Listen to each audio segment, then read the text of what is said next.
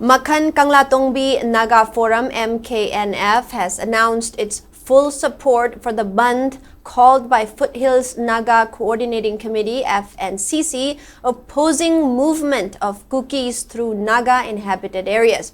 In a press statement issued, MKNF expressed concern over negative impacts faced by Naga senior citizens and asserted that it stands by the three-point demands of FNCC.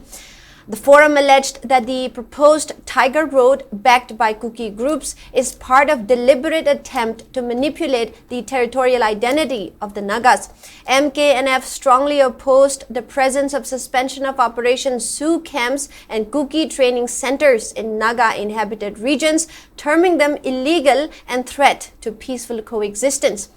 It demanded immediate dismantling of all SoO camps situated in Naga areas. The forum also raised alarm over widespread cultivation of poppy plants, claiming it threatens the socio-environmental fabric of indigenous communities.